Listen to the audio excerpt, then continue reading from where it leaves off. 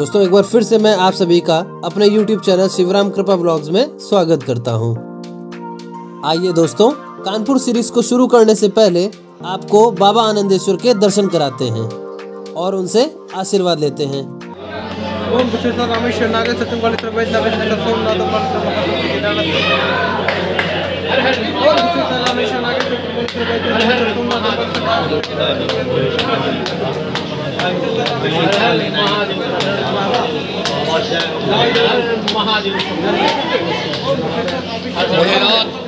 महादेव शंभो काशी विश्वनाथ गंगे ओम नमः शिवाय ओम नमः शिवाय ओम नमः शिवाय ओम नमः शिवाय ओम नमः शिवाय ओम नमः शिवाय ओम नमः शिवाय ओम नमः शिवाय। बोलो शंकर भगवान की जय, बोलो श्री आनंदेश्वर महाराज की जय।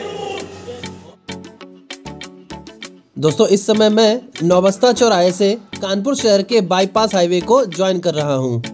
यह बाईपास हाईवे कानपुर शहर के एंट्री पॉइंट भौती से रूमा तक इलाहाबाद हाईवे को ज्वाइन करते हुए लगभग 24 किलोमीटर तक फैला हुआ है। दोस्तों इसी हाईवे को नेशनल लेवल पर स्वर्णिम चतुर्भुज भी कहा जाता है। दोस्तों इस समय मैं कानपुर नगर के ईस्ट एरिया में यानी पूर्वी क्षेत्र की ओर बढ़ रहा हूं। मैं अपने चैनल पर कानपुर सीरीज की शुरुआत वहीं से करूंगा। दोस्तों मुझे पूरी उम्मीद है कि आपने कानपुर मेट्रो सीरीज एंजॉय की होगी। आज का यह वीडियो कानपुर सीरीज का पहला वीडियो है जिसमें मैं आपको अपने कानपुर शहर के बारे में पूरी जानकारी दूंगा।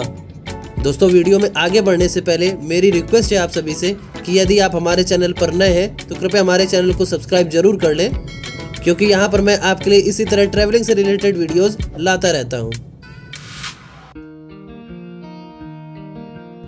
कानपुर भारत के उत्तर प्रदेश राज्य का एक प्रमुख औद्योगिक शहर है, जिसे हम उत्तर प्रदेश की औद्योगिक राजधानी भी कह सकते हैं। आज यह शहर अपने चमड़ा उद्योग के लिए पूरे विश्व भर में प्रसिद्ध है। यह शहर उत्तर प्रदेश के सबसे विकसित और सबसे शिक्षित जिलों में से एक है। यह इकलौता ऐसा शहर है जो राज्य सरकार को सबसे ज्यादा टैक्स देता है और किसी भी अन्य शहर की तुलना में यहाँ पर रहने वाले अरबपतियों की संख्या भी सबसे अधिक है। जनसंख्या की बात करें तो यह 2011 की जनगणना के अनुसार उत्तर प्रदेश के सबसे बड़े जिलों में से एक है। वैसे 2011 की जनगणना के अनुसार यहाँ की जनसंख्या लगभग 29 लाख से ज्यादा थी, जो कि वर्तमान समय में अब लगभग 45 लाख से ऊपर पहुँच चुकी है। दोस्तों एक समय की बात है, कानपुर शहर को सबसे बड़े औद्योगिक क्षेत्र के रूप में जाना जाता था, इसलिए इसे पूरे विश्व भर में मैनचेस्टर ऑफ द ईस्ट कहा जाता था, यानी पूर्व का मैनचेस्टर। आजादी से पहले यहाँ के कारखाने और फैक्ट्रियों के किस्से पश्चिमी देशों में यूरोप में सुनाए जाते थे, लेकिन अपने देश की आजादी के बाद इस शहर की काफी अनदेखी हुई। दोस्तों इसके इतिहास को जानने से पहले हम सबसे पहले इसके पौराणिक महत्व को भी जान लेते हैं। दोस्तों ऐसा कहा जाता है कि कानपुर मेन सिटी से लगभग 25 किलोमीटर दूर स्थित बिठूर को ब्रह्मांड का केंद्र माना जाता है, जहाँ पर ब्रह्मा जी ने ब्रह्मांड की रचना की थी और त्रेता युग में माता सीता जी ने लवकुश जी को जन्म दिया था और महर्षि वाल्मीकि जी ने रामायण की रचना उसी स्थान से की थी। और ऐसा भी माना जाता है कि यहाँ पर महाभारत काल के दानवीर कर्ण ने इस शहर की स्थापना की थी। आइए दोस्तों अब इस शहर के ऐतिहासिक महत्व की बात करते हैं। ऐसा माना जाता है कि इस शहर की स्थापना सचेंदी के राजा हिंदू सिंह ने की थी, जो कि श्री कृष्ण जी के परम भक्त थे। इसी कारण उन्होंने इस शहर का नाम पहले कान्हापुर और उसके बाद कन्हैयापुर रखा था। 18वीं शताब्दी के मध्यकाल तक इस शहर के आसपास कुछ गांव मिलकर एक बड़ा शहर बनने लगे थे, जिनमें पटकापुर, सीसामऊ और जूही प्रमुख गांव थे।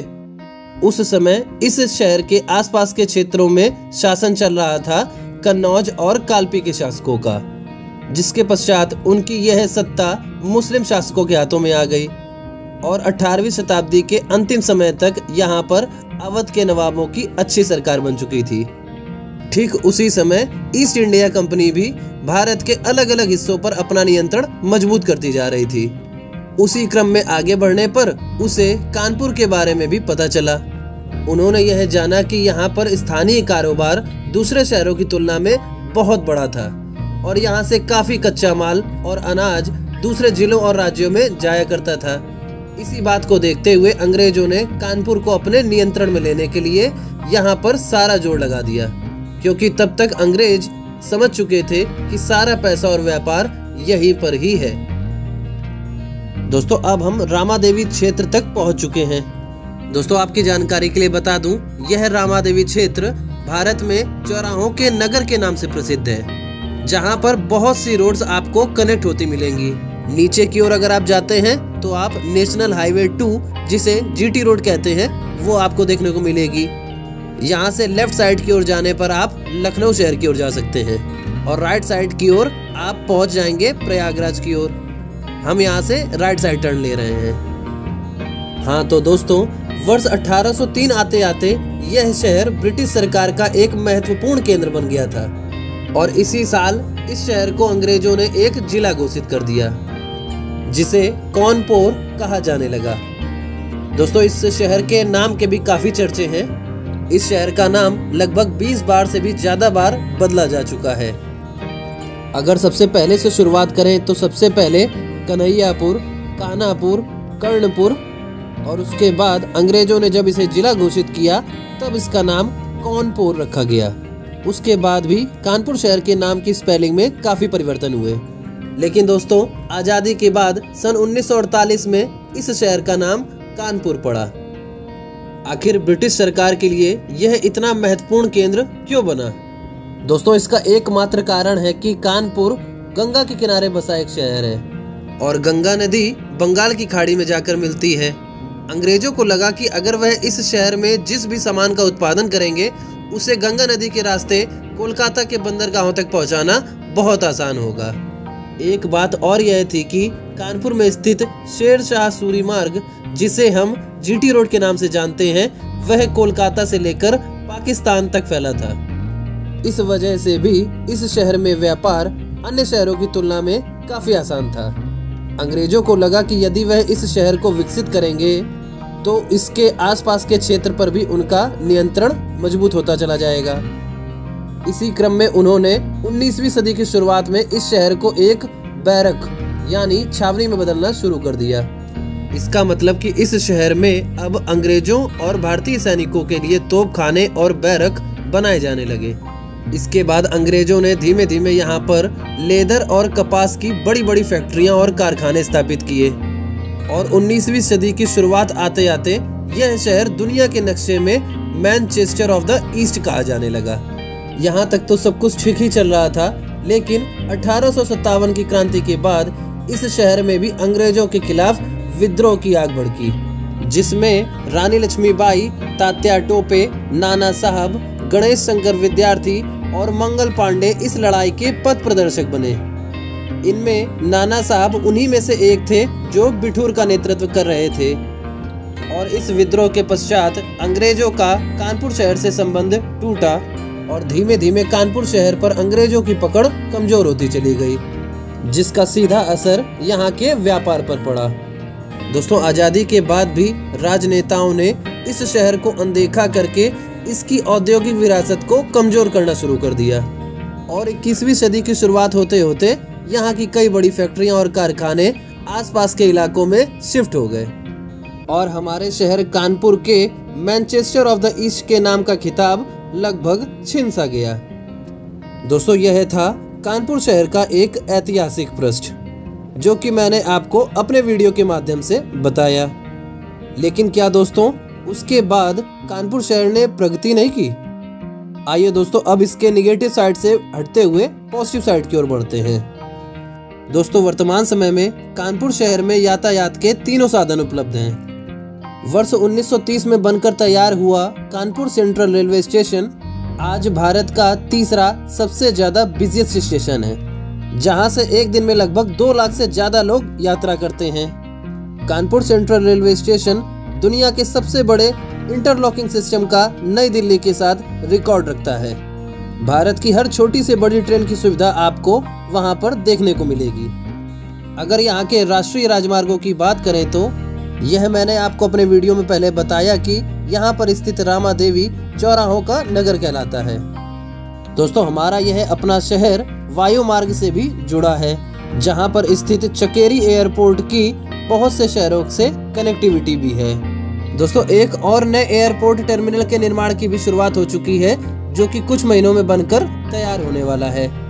यहाँ से लगभग 70 किलोमीटर दूर अमौसी अंतर्राष्ट्रीय हवाई अड्डा भी स्थित है, जहाँ से आप अंतर्राष्ट्रीय उड़ान भर सकते हैं। और दोस्तों, अब तो हमारे शहर कानपुर में नई दिल्ली की ही तरह मेट्रो ट्रेन की भी शुरुआत हो चुकी है, जिसका सफर इतना सस्ता है कि निम्न वर्ग का व्यक्ति भी आसानी से यात्रा कर सकता है।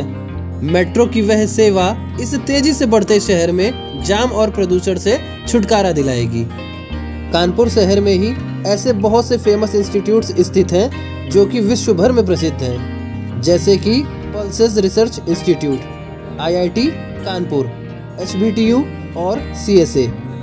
और दोस्तों, कानपुर की यूनिवर्सिटी, जिसे हम CSJM के नाम से जानते हैं, वह एशिया की सबसे बड़ी यूनिवर्सिटीज में से एक है।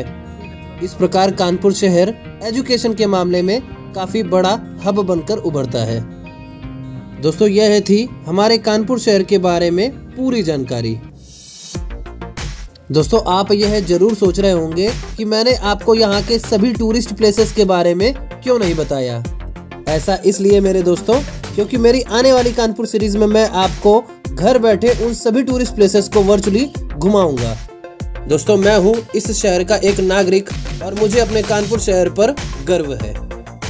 यदि आप में से कोई कानपुर का निवासी है और आप में से कोई भी अपने शहर से थोड़ा सा भी लगाव रखता है, तो कृपया एक बार कमेंट में आई लव माई कानपुर जरूर लिखें। दोस्तों, इस शहर के बारे में आपको बहुत सी जानकारी देना अभी बाकी है, जो कि मैं अपने आने वाले वीडियोस में आपको बताऊंगा। यह कानपुर सीरीज का पहला एपिसोड था, जिसमें मैंने आपको कानपुर शहर के बारे में ज़्यादा से ज़्यादा और सही जानकारी देने की पूरी कोशिश करी। दोस्तों, आपको हमारी यह वीडियो कैसी लगी कृपया कमेंट करके मुझे ज़रूर बताएं।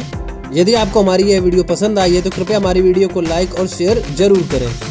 दोस्तों, अब मैं कानपुर ईस्ट एरिया में पहुंच चुका हूं और अब मैं करूंगा यहाँ के सभी टूरिस्ट प्लेसेस को एक्सप्लोर, जो कि आप हमारे अगले एपिसोड से देख पाएंगे। मेरे प्यारे दोस्तों, आज के वीडियो में बस इतना ही।